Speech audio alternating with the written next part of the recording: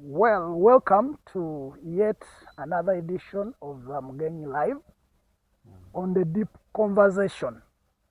As usual, my name is Rogers Mugenyi, your host, together with my colleague, Stephen. Stephen Kalema. Basevo, nebanya otuvaniriza nate mumbozi. Ndala, wano kumukutu gwaffe ogwa Rogers Mugenyi Live. Era nga eno show yaffe tugiyita the deep conversation we tujja ne tutematema ensonga era ne tukkiriza nti you are being informed ate nga waliwo kyoyiga. Yes. Nate tuzze ebintu bingi nnyo bibaddewo mu week oba mu weeks eziyise. Waliwo emboozi ezijja nolaba nga emboozi nnene naye nga tesoosowaziddwa oba ne wajjawo ekiyitawo nayo neeyitawo n'empewo.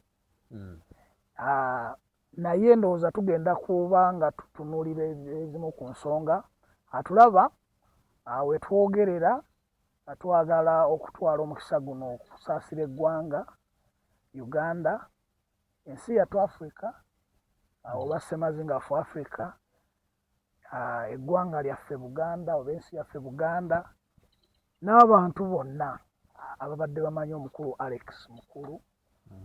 Alex Mukulu is a household name. I think is someone who transcends culture, transcends tribe, transcends political opinion, transcends religion. He is in that category of the people who have become an enigma. I think that is a good word. Yes. A doing. Doing. So, nze ngenda kuba nkubagira Alex nga ntegeeza abantu ate Alex be bamu ku maloboozi agatukozeza gatukuliddemu. Nzijukira bwe nali nkyali muto ntera okugamba abantu nti nalina interest mu current affairs n'enfuga oba n'ebyobufuzi kuva ddala mu buto. Kati radio Simba bw'etandika Alex Mukulu yakolanga program bagiyita awali omukka tewabula muliro ng'aleeta abantu. Kati nze ebiseera ebyo nali muto nnyo, lower primary P2, P3, P4, naye nga ngoberera mukulu Alex Mukulu era nga ensonga ezigenda mu maaso n'ebintu byayogera nga mbigoberera. Atulaba Alex Mukulu yaweerezanga kaleekyezi era ng'agamba nga Alex ng'agamba yenze kaleekyezi omwana nzaarwa yina mutamba kale ng'ayogeranga baganda baffe abalundi bwe boogera Oluganda era nga asanyusa abantu. Kati nga weebuuza engeri gy'akyuka okuva mu Alex Mukulu intellectual owawali omukka tewabula muliro aye n'afuuka kaleekyezi. He was versatile and he was multi-talented. Yali muzanyi wa mizannyo. Nze mujjukira mu muzannyo gwe bayita 30 years of banana newankubadde saagulaba kuba nali sitegeera ebiseera ebyo. Uganda we yali ewereza emyaka 3 nga yeetutte n'omuzannyo gwa Kyogamu.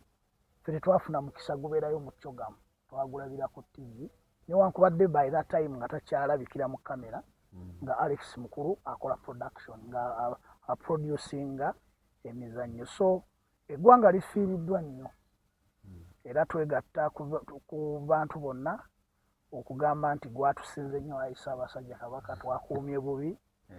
Omusajjawo Alex Mukulu yeegasse ku bajjajjaabe. Sebo by'osobola okwogera ku Alex Mukulu? Alex Mukulu I think nga bw'ogambye household name of Uganda's art and creative. You cannot separate Alex Mukulu from theatre, art of theatre. He has been so good. He is a unique one. I think he will compare him with the likes of Byron Kawadwa. Yes. So that Byron Kawadwa, Philip Bongo Lutaya, that is the generation. Yeah. So in his writing, you could write a play that has hidden meaning, but also is very interesting that someone with a political mind will feel interested in watching the play. Yeah, and also a kid of P7 will get interested in the play, what we call allegory.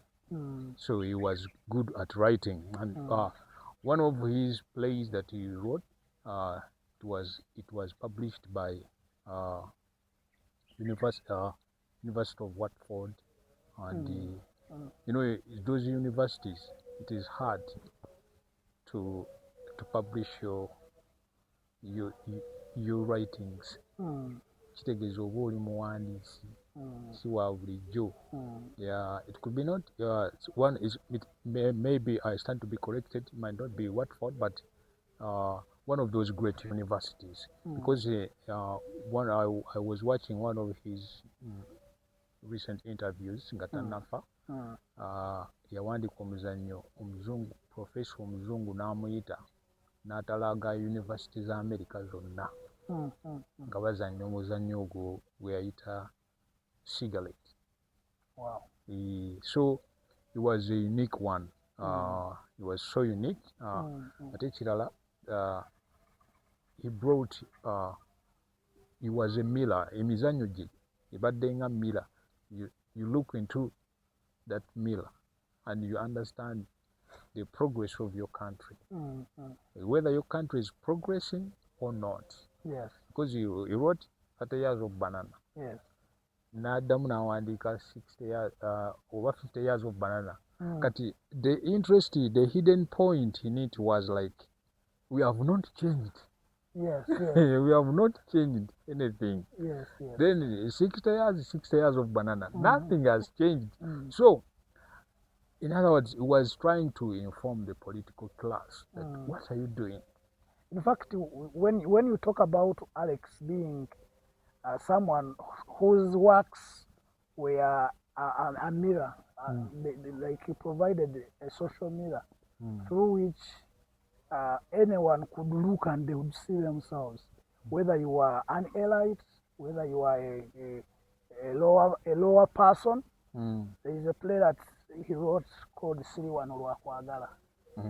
I think it is the only one that I ever watched that is him playing. But you would see someone who is in a place, someone who is employed, someone who is married. Everyone would resonate with the title, and also the works that are within that play, and the conclusion would be like Siriwan Olwakwagala. And by the way, most people thought he was just an actor, but also was a musician. Yes, you remember that song, Banakampala Ngavoge? Yes, I know. So, like how you said, he was versatile. He was the definition of UGANDA'S art, and he has mentored a lot of people. He has left a legacy that I think there is one, it's called Patrick Oyulu, who wrote a certain tribute on X. Was saying Alex Mukulu has created art sort of, but he has not kicked the penalty. Who is going to kick it? He has played. Yeah. He has dribbled. He has entered the 18-yard box. Yeah. And he has been fouled. Yeah, but he is no more. He has not kicked the penalty. So he's good. Because he is also an artist.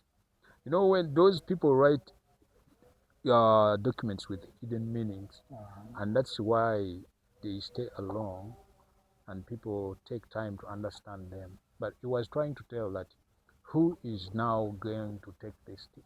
Well, Alex Mukulu is so large a person. Yeah. We cannot exhaust him all. But in a nutshell, I would say, using the analogy that Oyulu has used of soccer, death has found Alex in the middle of the game. What is left is for us who are alive to choose who will kick the penalty.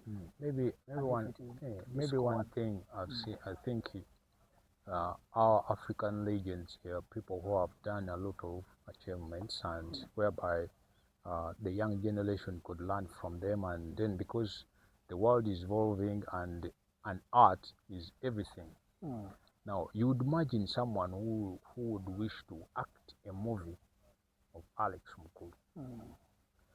Where is he going to get the material? Has he left a biography, a Bible? Because the culture of us writing is still lacking. You see, Alex has died with a lot of information. Yeah, so maybe my call to some people who have done a lot of things, try to write something. Try to write something and leave something for the next generation. You don't worry about who will read it. Just write. Just right. Yeah. Abatulava, that is Alex Mukulu, and probably one of the things that I remember when you were talking, you sparked something. I remembered every time Alex Mukulu would come, you would think Alex has exhausted himself. Yeah, yeah. But every time you would see Alex, he would come up with something, and one of those small videos, that clips that people cut on TikTok, he said, "I have written a letter to the Baganda." Yeah. And he was like, "Pastors, you write letters." And he mentioned, "Dr. Serwadda, you write Barua ya Serwadda, Nafu." And it came to my mind, how many people are writing? How many people are writing? And sometime back, a friend of mine is called Godfrey Zrimu. He's my OB. I think he lives in Minnesota. So I had a culture of quoting. People have read from the books. And at that time, I was reading many of the American authors. And I was quoting people like Lincoln, Churchill, Eisenhower, and all that. And then he said, "I like what you're sharing, and it's inspiring.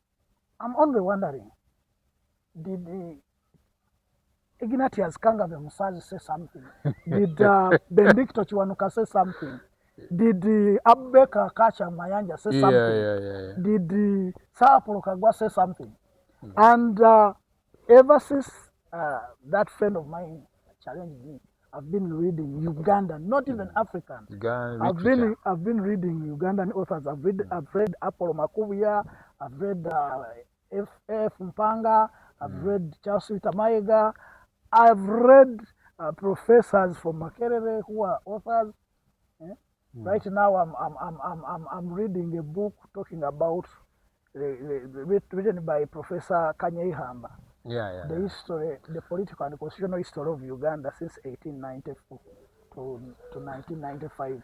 And as I've been reading, I'm wondering if this man had not written this book. Yeah, that one is very interesting book. Yes. If this man had not written this book. His style of writing is so interesting.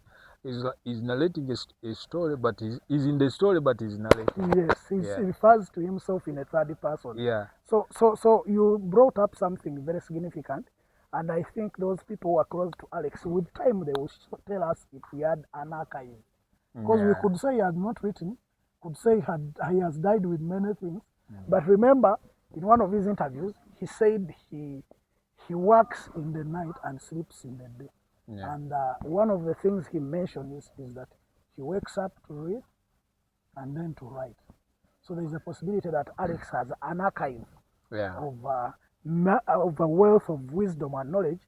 And my hope is that the family and the people concerned will help us to have access to that well of wisdom that is Alex Mukulu. So, let us transition into some other stories on a lighter mode, from agony to excitement. You could write that book, Agony to Excitement. King Saha. I have a problem with him calling himself Kabaka, being a Muganda royalist. No, I have no problem himself calling himself King Saha, but when he calls himself and his fans they call him Kabaka, and then my understanding of the word Kabaka is that it is so unique. It is to the king of Buganda. Yeah, you cannot even call the king of England Kabaka wa England. No, he's a king of England. So I have no problems with him calling himself king, and I'm one of his fans. I have to put a caveat on that so that people. But I am not biased when it comes to talking about King Saha and any other artist that I support. People who are close to me know that I support people who have good music and good voice. That's why David Utalo is one of my favorites. Not only because he's coming from Luwero, but because his voice is great. But we've had 2 very massive concerts in Kololo. Yeah. And both of those artists are some of my favorites. Reggie, top notch, great voice. King Saha, top notch, great voice. But music, because we've been talking about Alex Mukulu, who is a musician, who is an artist, a creative, a classical musician, and then we are talking about concerts.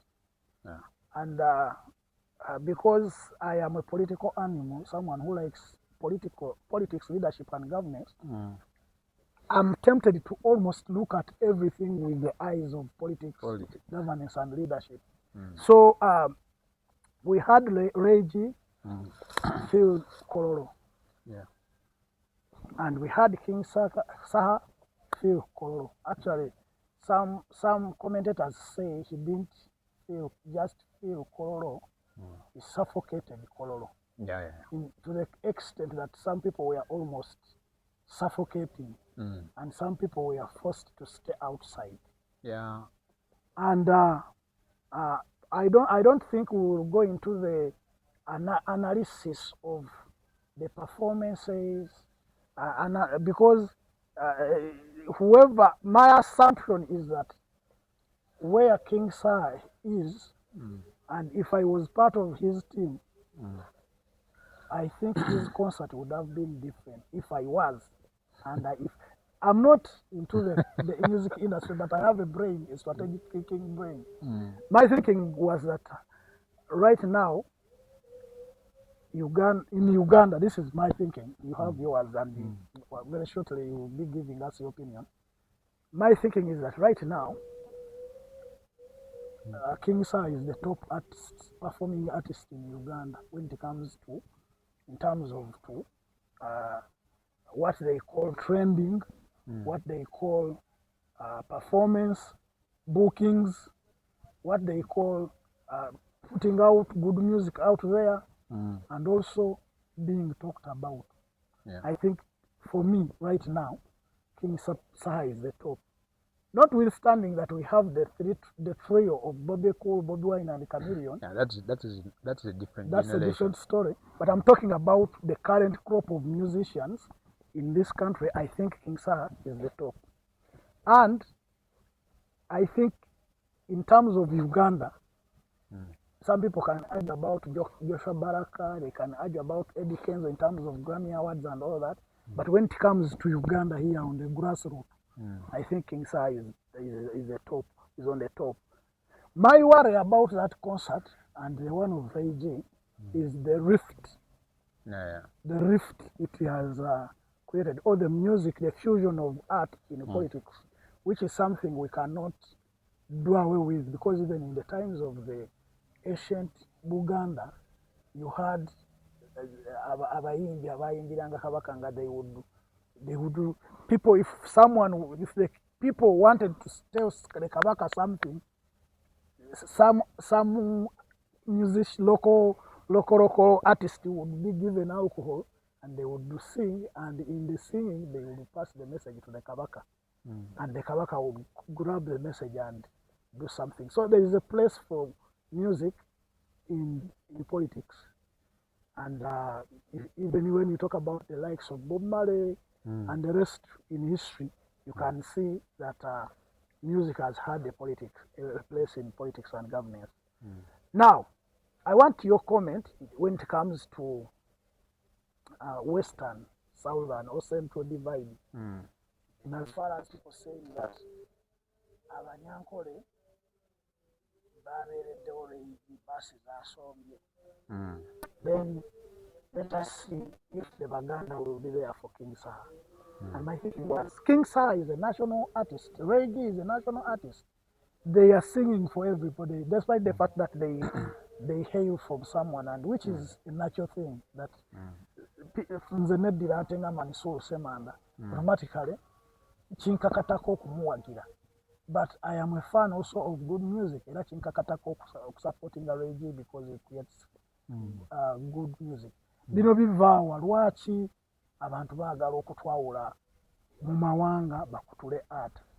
Okay, the most dumbest idea is when someone stops reasoning ideologically, yes, and then focuses on sectarial reasoning. Yes.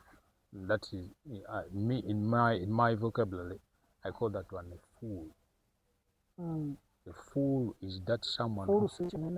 Yeah, it is, because it causes a lot of divide.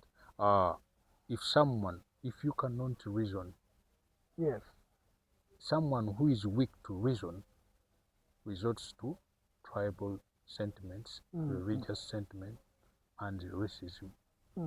That someone is so weak in mind, you don't even waste your time. Yes. Because he has already handled himself. But now, Uganda, we are blessed.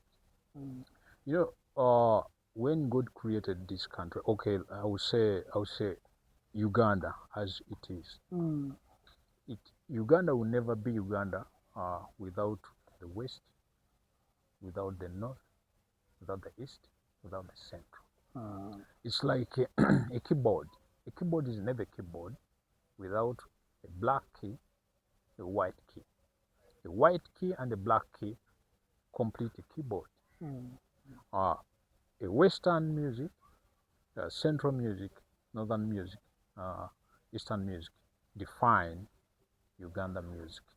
And if you pull out a specific region, then you are making a mistake, a big mistake.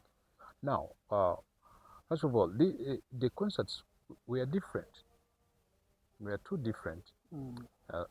Leigi was doing his own concert with different promoters, and King Saha had his promoter, King Kalisa. Leigi had Abitex. Yes. And I can say... And it's a shockwave because King Kalisa is from the West. Yeah. Now, what I'm saying is, let us register a success. A success of our own. Yes. Of our own. If we come up with sectarial complexes and sentiments, we are going to kill music. We are going to... you see, nowadays it is hard to hear a new song from Congo. Do you know any hit? I don't know. I remember, I only remember Kanda Bongo Man of those days, Kofioro Midday. Yeah. Even when I don't even know that those people are alive. Last year when I was interviewing Kofioro Midday when he came. You choose to interview those people when I'm not there. He was with the Frigo band legend Matov. Yes. Yeah. And I asked him, do you have any new song? What?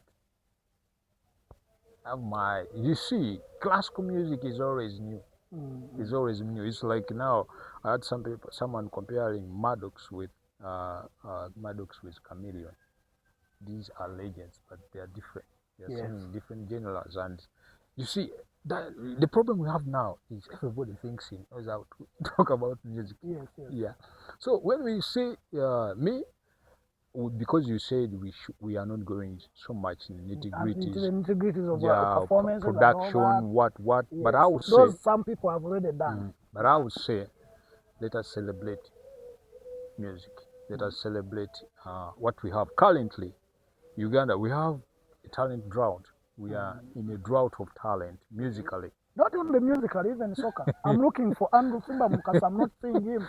I'm looking for Akim Magumba. I'm not seeing it. So when we have these ones who have stood out, let us celebrate them. Because now, what makes King Saha to stand out most, like how you said, during apartheid period, the South African musicians never sang about love. They sang about freedom. Yeah. Songs. Revolutionary. Yeah. Now, in this time, where the country is having a certain storm, no matter whom you support, but we need to stabilize. Yes, the vehicle needs to stabilize. Yes. See, we would expect music that is stabilizing. Yeah, music that is calling for unity. Music that is calling for. That's why my uncle Ronald Mainja's hit "Fenato Livaduga" comes in handy, even with his challenges. Yeah. Depending on where you see politics from. But when you hear his song, I'm sorry for my friends who don't know Uganda, but I'm thinking someone in reflection on what you're saying, someone should look for he's my Kodja Sangwa, by the way. Sija kwesiba ku bantu manyi ennaku zino kati katolaba nti nyina akavi envi sikavi kati go ina akavi kubanda wo ina mukamu, but for me nyina envi mubirevu ne mu mutwe kati. There is a tendency for people like Emma there. Emma is our friend who is on camera. To bakulaba akuita uncle. Abaganda bagamba nakugoba ku muswa gamba toli omulalo. So, but I think people should look for that song. He's trying to say, despite everything, we are all humans. So calling, what you're saying is that we should see some brains, some writers, Dr. Brain, Silva Chagwani, who else? Some of the latest authors. Tune the writer, and all those other writers. My Kilanimate, Sir, Paul Saka, and all those ones. Write music that is uniting us. That is calling, that is speaking to President Museveni, that is speaking to General Muhoozi, that is speaking to Bobby Wine. So you remember that song of Bob Wine, Tugambire ku Jennifer? Yes. And that song, when that song came out, actually, I think Jennifer reflected into herself. Yes.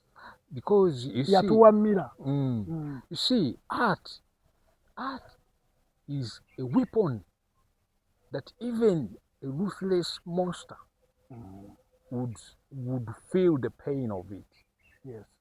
Yeah, that's why you see, when there was chaos between the revolutionaries in South Africa, Lucky Dube came up with a song because the blacks were trying to get off the grid.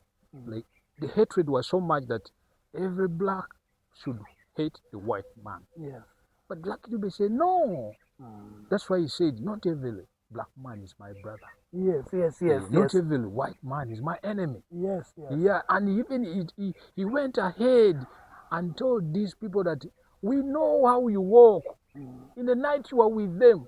And then in the morning, you make us fight. He told them, then he said, I will fall my heart. Yes. So when we get into that, when someone from West does something, he's a Ugandan. You see, when you get out of Uganda, that's when you start appreciating that you are Ugandan. I was recently in South Sudan together with my friends Emma and others, and I realized being Uganda is very important. Yes, you see, we were in the train. I realized that my country. Let me say this: I realized that my country is good. I realized that this government is even actually working. Actually, it seems like I'm digressing, but from your point of like, go out there and see what is there. When I came back to Uganda, I'm like, oh my, the roads are being worked on. It's like the government, government telling Mukulu.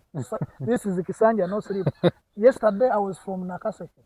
You know, one of the things I always said, about this government.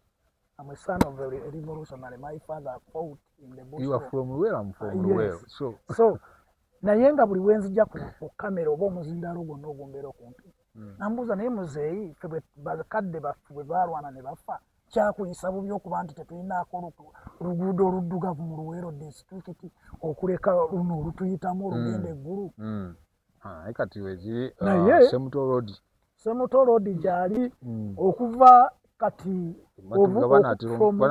banatutuuka amatuga ku mabanda from Kasanalu, from Luweero through to Wachato in Nakaseke is automatic. Only that what I'm saying, I'm still as a Luweero person, all those roads are now in Nakaseke. You getting? And there is a tendency of people to think, that's where the general has works. So, but we know that those roads are not used by only the general. Everybody uses them. So, mbasaba oluguudo lwaffe oluva Katikamu, Kikyusa, Buziweera, Kamira bamugolodde.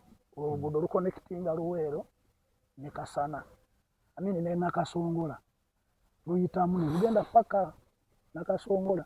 So tubasaba abali ku kyenguudo kubanze ndi musanyufu ku nguudo ze mukola bakama bange mwebale kukola n'olwo oluguudo tulukole naye okuddayo ku music n'okutambula nti bw'otambula olaba nti ebintu bikyuse. Nyina omusajja gwe nadde njogera naye bamuyita Ben yalabadde alabye show yaffe eri gye twakola n'agamba kakati n'atuwa amagezi n'agamba nti let him represent the intellectuals, you represent us, the local people. Era ne mukulu Ben ekintu ekyo ngenda kikola bw'amala Lakedyube ngenda kwogera nange ku David Lutalo.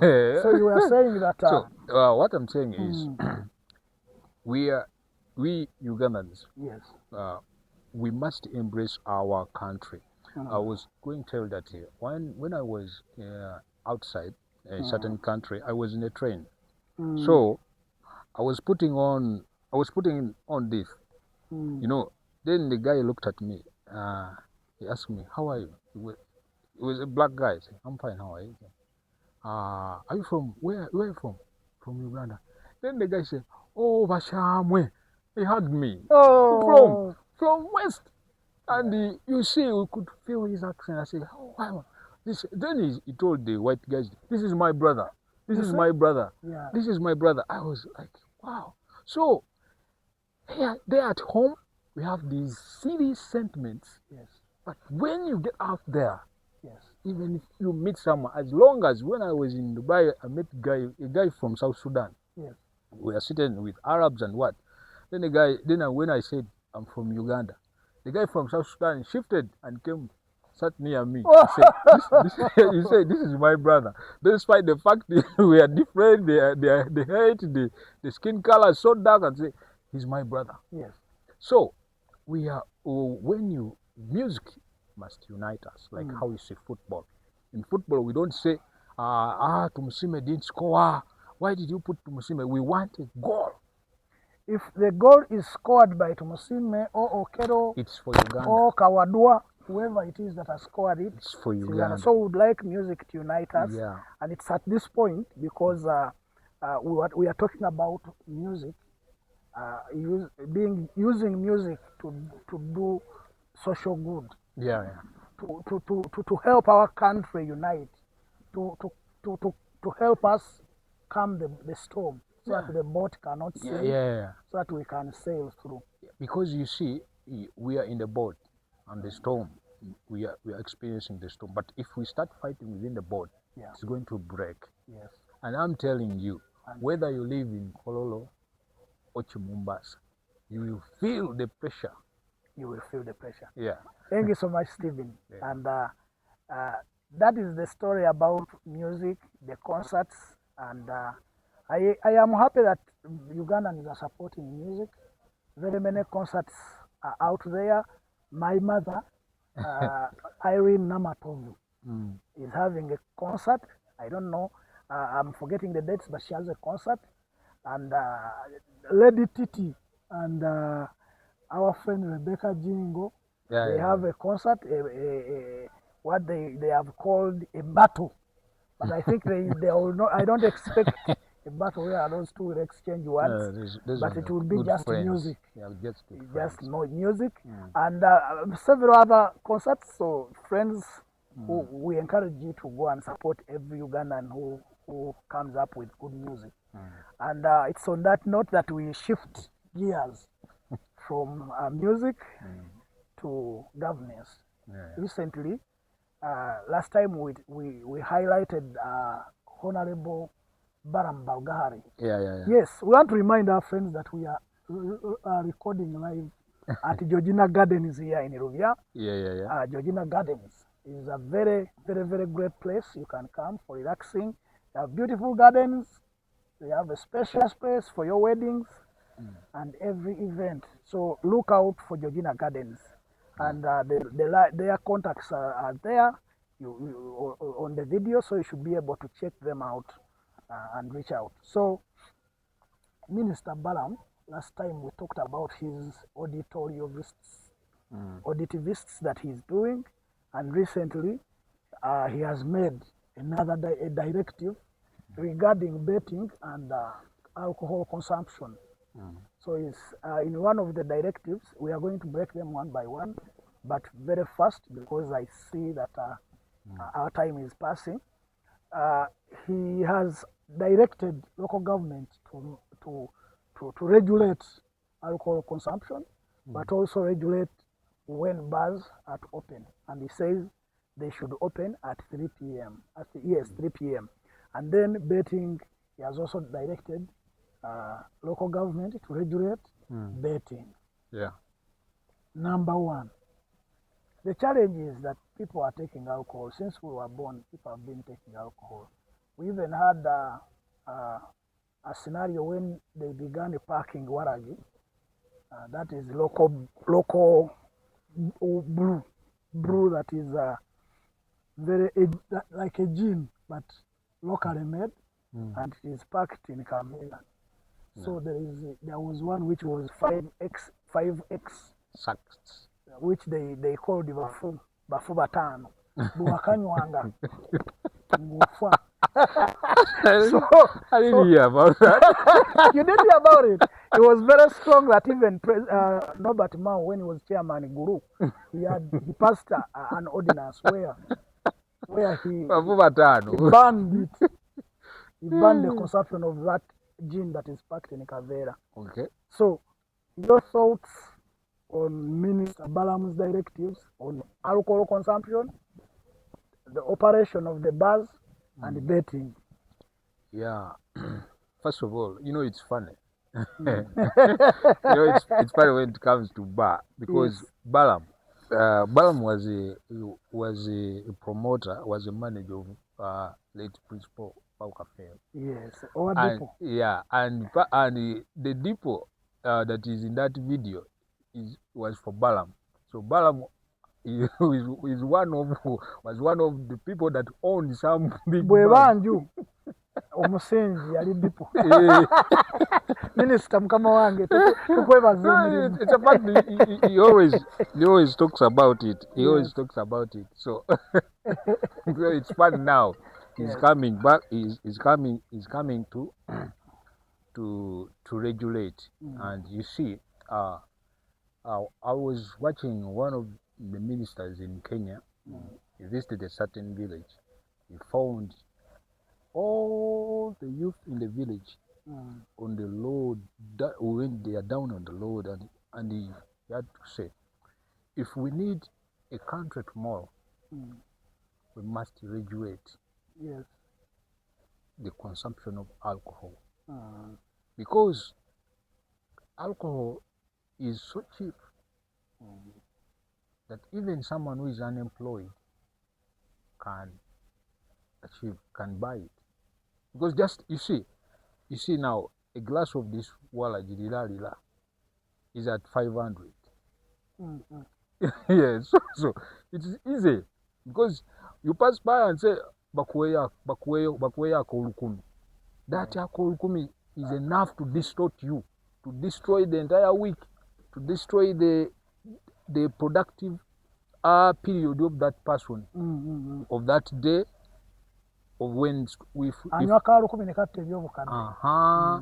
so the regulation, I think it was needed more than yesterday. But then, how are you going to manage it? Managing it is the question. Because you have to come up with policies. You have to come up with a special enforcement arm. These local leaders, remember, they are children. They are born at the ground. Some of them even own bars.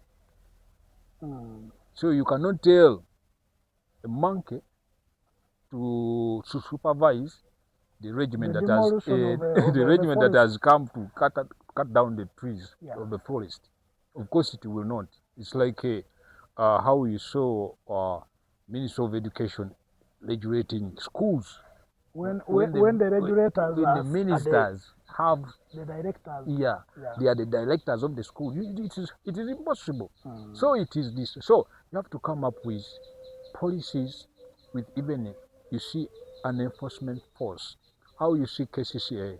KCCA came up with its enforcement arm, and I think that's how they managed at least to display to the people that at least we are working. Train these people.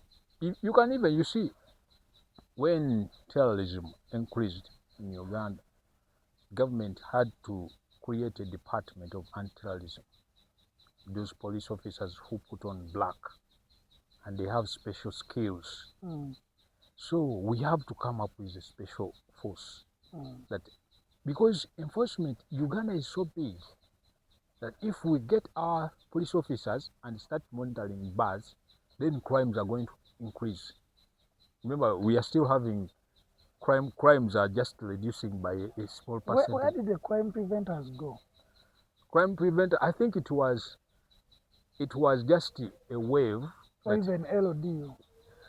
Yeah, those are the questions that we have to answer. Or even there was another group before that. Where did those guys go? Because if we have LODUs will now work on this. We say now you have to monitor bars and even betting shops. And then when that policy gets grasped, even it becomes a culture. Because now in Rwanda, you cannot find a bar in the morning open. You cannot. Recently, I saw someone who's so big there was arrested for selling.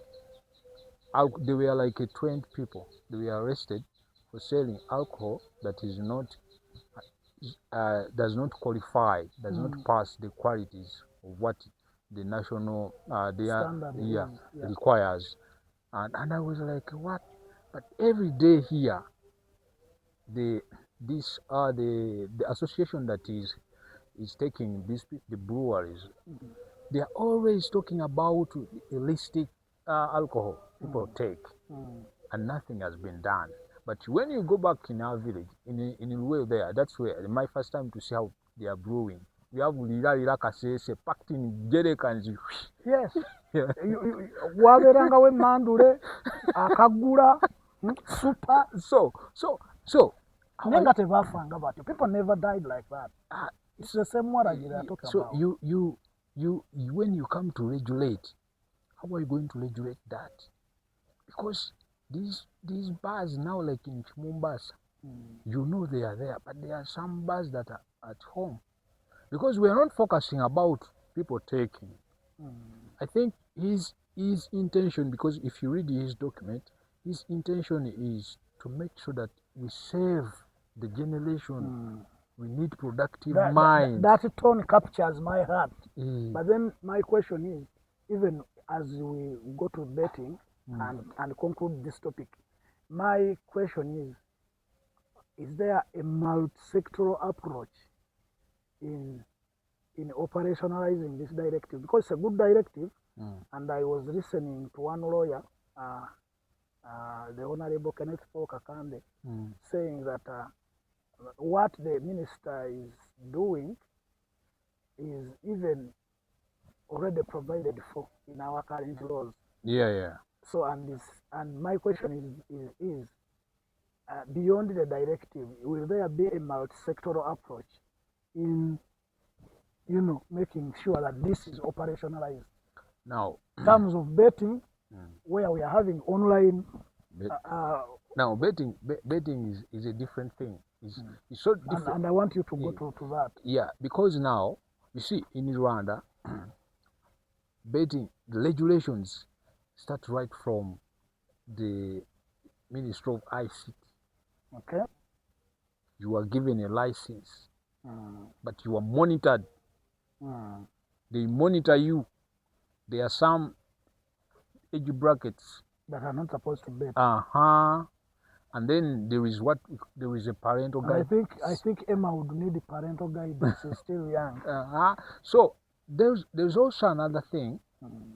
I think our country, the lawless mindset is so high, because by the time this directive passed, voices started coming out. They will not work.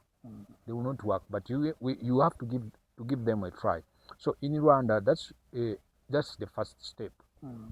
Then it comes to the gambling companies, these betting companies themselves. There is someone monitoring them within. It's a policy. Now here, you have betting companies. They pay a lot of money. They come at the building. They compete with with other tenants. Whoever goes, they just enlarge. If he was in this room, if this tenant goes, occupies this, and they are paying a lot of money, so that the landlords will prefer this. And you see, it's a company that is making a lot of profits. Then, but they are now, these shops are easy to monitor.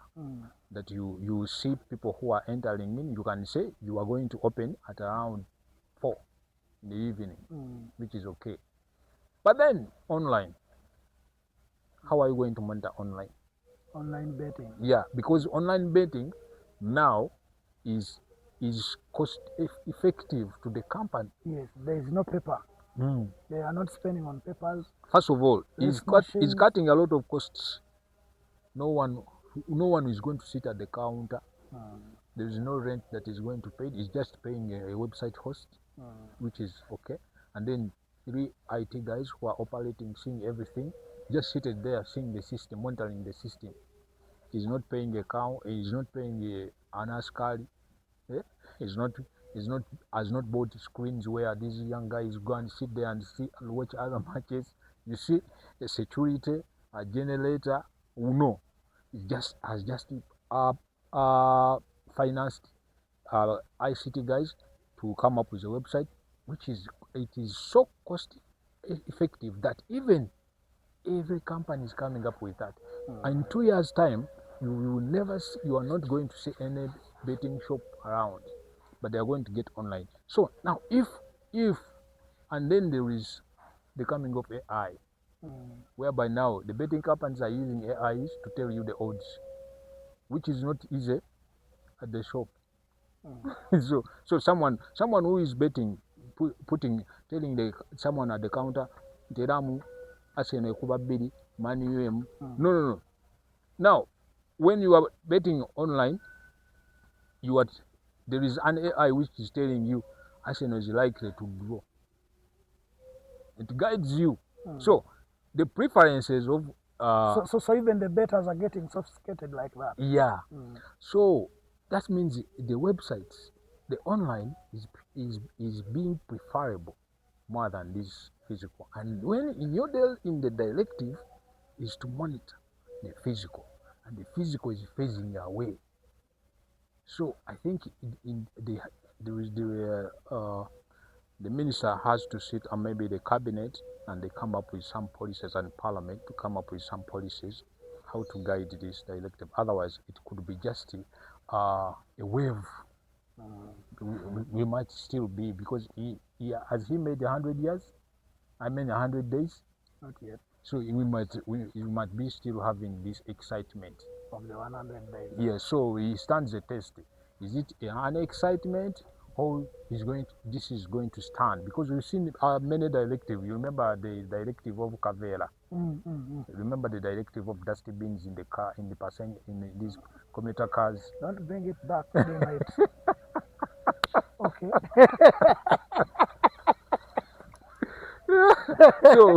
so like how a Kenyan politician said, yes, if you want to find good policies, visit Uganda and come and apply them in your country. They work. We have a lot of policies. We have a lot of thinkers, but the applicability is something that is lacking. The applicability is something that is lacking. And while he was speaking, my mind drifted to where now thinkers, think tanks, and everybody, every time they are talking, they are referencing Rwanda. Yeah. And my question to all of you and all of us, maybe those in the comment section, is at what point did we sleep in such a way that now Rwanda is our benchmarking sort of country? People in the comment section will be telling us more. But then I want us to shift gears again as we conclude today's conversation. Friends, we are at Georgina Gardens in Rubia. It's a good place for you to come. Oyina ekyana oba kyantumbwe oba byebiri ebya muganda waffe Kasuku ebyamabina oba byebifaanana bitya oba maama w'abaana oba jjajjaawo ng'oyagala mutwalako out awasirise oba maamawo, ekifo kiri kimu bakiyita Georgina Gardens. Wetuba encouraging okujja wetutudde emboozi wegwira Makerenda. We told you that we'll be mixing languages. Today we seem to have done more English, but next time tujja kujja tukuba emboozi mu Luganda. Ate ejja kunyuma bisokoto. Waliwo tujja okujja tukube ya Luganda straight nga twagala ab'ekabula soke, ab'egambirana, ab'ekyamutakasa babire nga babifuna nnyo. So as we conclude, Uganda is deploying in Gaza. Uganda is not new to things like that, but this is a bit new and I think on the high end, being that we are now in the Middle East. I don't know whether they have deployed already, will be telling us, but the Minister of Defense, the Honorable Senior Counsel, Yowa Kiwanuka, tabled the motion in Parliament, and we are a neutral force. Where I felt like there is a certain side that might feel like we are not neutral, is when in one of the statements, I don't know whether I heard well or not, but the fact that there is terrorism, that word I think passed, one of the officials used it, and I'm like, there is a group that is being called terrorists in Gaza where we are going. Might they not interpret our neutrality differently? That was one of the questions. And what does this mean in terms of our diplomatic work, considering that we've had issues in some countries cutting aid to us, and could this be a breakthrough in our diplomatic work as a nation? Is the West now going to view us differently? Or even have they been viewing us differently? Or it was some of us thinking with our Ugandan opposition mindset that we are having diplomatic issues? Now, when it comes to diplomacy, there are a lot of issues, a lot of prayers. You know, diplomacy, there are three ways of being at a dining table. You are either going to serve, you are either serving, or they are going to eat you. That last part is not good. You are serving, being served, or you are the food. You are the ugali. Three ways of being at a dinner table. So now, that is diplomacy. Excuse me. Then another thing is, what do you bring to the table? The power ways. That's why you see, when US attacked Ireland, there's nothing that it was done because the veto powers. It has the veto powers. But then when you look at Libya, Gaddafi was denied the airspace in his own country. So weak. You cannot bring anything to the dinner table, and you don't have any power. So when it comes to the thing of sovereignty becomes a hoax. It's not something of there's nothing true about sovereignty of a nation and the UN convention that provide for that. Now, who owns? You need to now. These were, I call them moment of truth. Yes. To some countries. What some people call the aha moment. Yes. Yes. So, who funds more? The United Nations. Who funds more? People in the comment section will tell us. The US funds more. It takes the big funding percentage. Yes. And then, who harbors their headquarters? They seem to be in Washington. Yeah. So, what are you going to tell me? You are under my geographical positions. I find you. I provide you with security. Then I'm going to attack this man. These savages. They call them savages. And then you tell me they're a threat to the national security. Now, how does that translate into us in Gaza? I'm coming there. So then the war. We all understand how this war came in. Yeah. So now the United States sat with other countries, and then they came to what we call the ceasefire. Now, ceasefire, that is all money. Who is going to be monitoring this ceasefire? Because first of all, Israel as a nation is not in agreement with the ceasefire. We know that. Yes. So, the United States has its allies. Yes. In Africa that are willing to foot in to contribute towards the peacekeeping mission in Gaza. So the UN peacekeeping mission in Gaza. So the general idea is to make sure that there is peace in Gaza. And then when peace is there, the other solution will come. Whether two-state formation, which is by the way, the final solution. But the conversation has been there forever. Yeah, but still it will definitely, because you see, it is okay to know the right thing and not do it. But it is more fine and better to know the right thing and try it, despite the repercussions that will come up.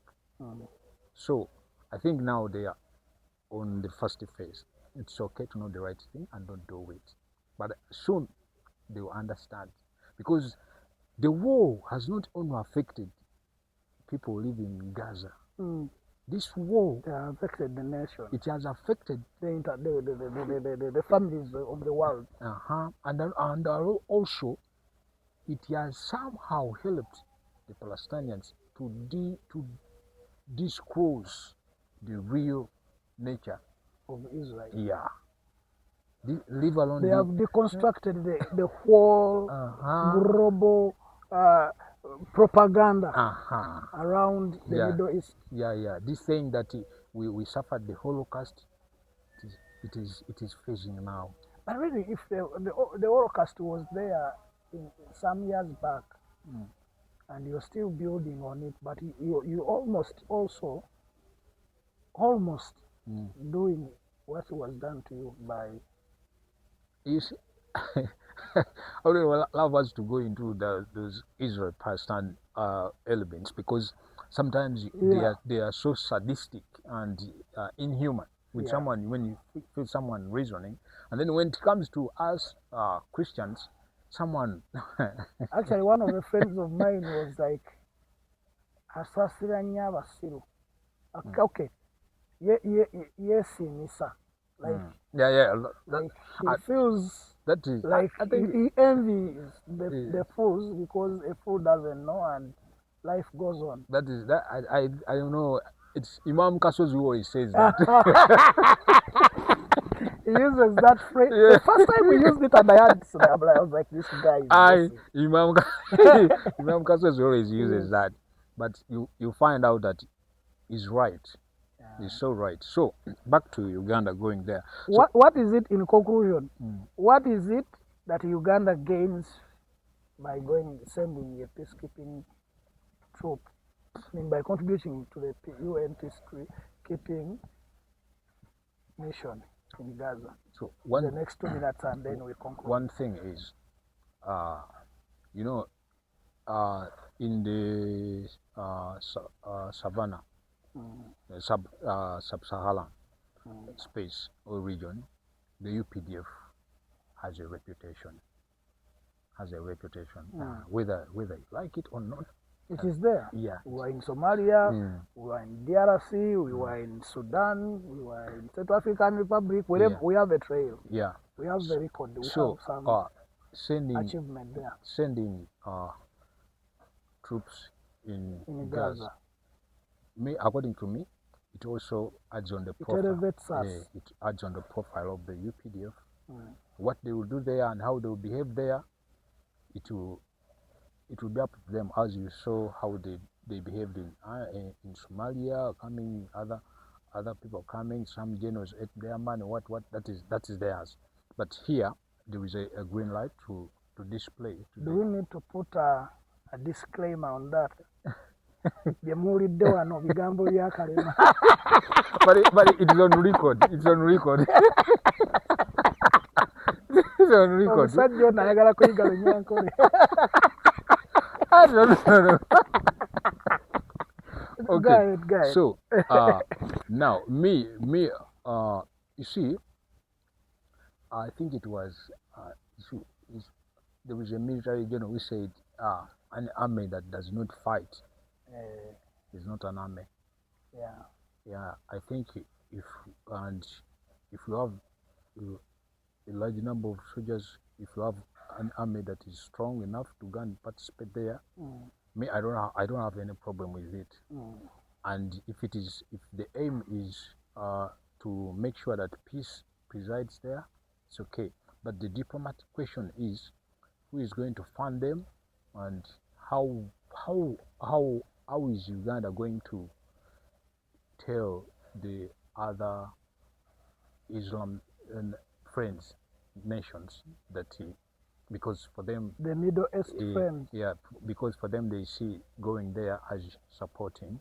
Then another thing is, this has happened. We are sending troops there, but 2 weeks back, our CDF unveiled a statue of the brother of the president of Israel. So you see, in diplomacy, words don't matter. Actions. But signs and symbols speak a lot.